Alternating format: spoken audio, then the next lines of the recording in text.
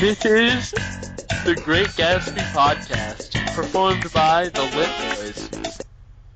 And this podcast is performed in front of a live studio audience.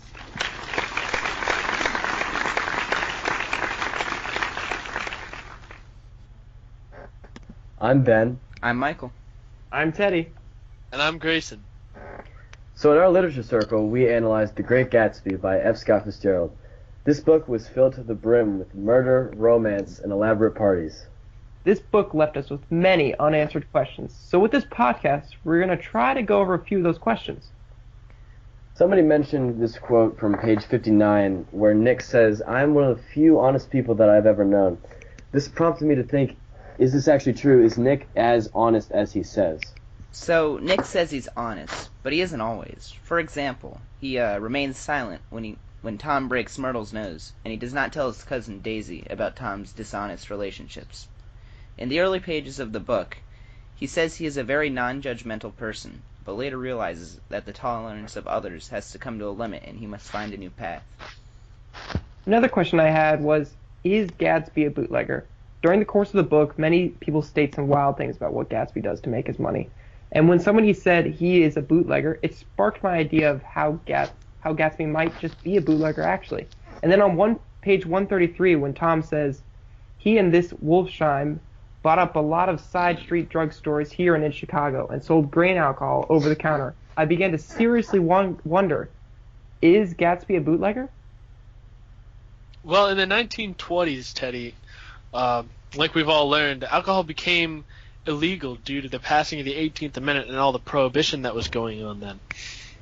This prompted the rise of bootlegging, the illegal selling of alcohol through underground shops called speakeasies, or other methods, and many notorious gangsters from this area attained their wealth from the illegal selling of alcohol.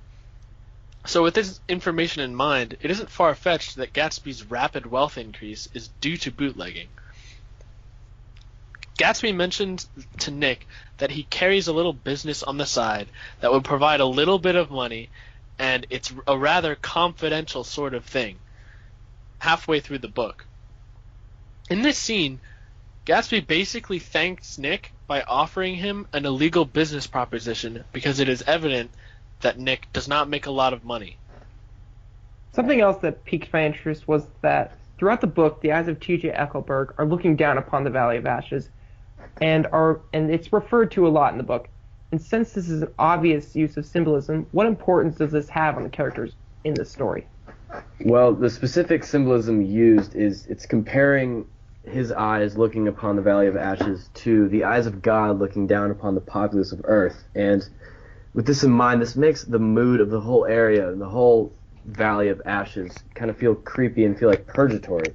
So this obviously unsettles Nick, and it also alludes to the sinful actions that the various characters commit. It alludes to them being frowned upon and being looked down upon by God. One other question I had is Tom in the right by telling who killed Myrtle? Well, I think Tom is in the right to give up Gatsby. I mean, Tom had an extremely hard choice in his life at that time, and even though he might have given up and killed Gatsby by telling him the truth, he did so under some extreme pressure from Wilson, who was, quote, crazy enough to kill me if I didn't tell him, and, quote, had a revolver in his hand. How could anybody stand up to a crazy man with a revolver? I mean, even though he doesn't like Gatsby, he still could have tried to talk him down for murder. If I was in his shoes, I would have never sentenced anyone to die. I agree with both of these standpoints, and personally, I've gone through stressful situations, none comparing to murder or anything like this, but it's in situations that are stressful. It is hard to stand up to your own morals, and with regards to Tom's reasoning behind accusing Gatsby, I believe it was easier for him to get over his morals, since he never due to the fact that he never liked Gatsby, and since he knows that Gatsby's car was a part of the crime scene, even though Gatsby wasn't the one driving, Gatsby's car is still a part of the crime scene, so he uses this information and goes ahead and tells Wilson that it was Gatsby because that's what he can infer based on what he knows and what he believes is right and what he likes. Okay, gentlemen, that's all the time we have today. Thank you for tuning in to the GG podcast, and make sure to stick around for a part 2.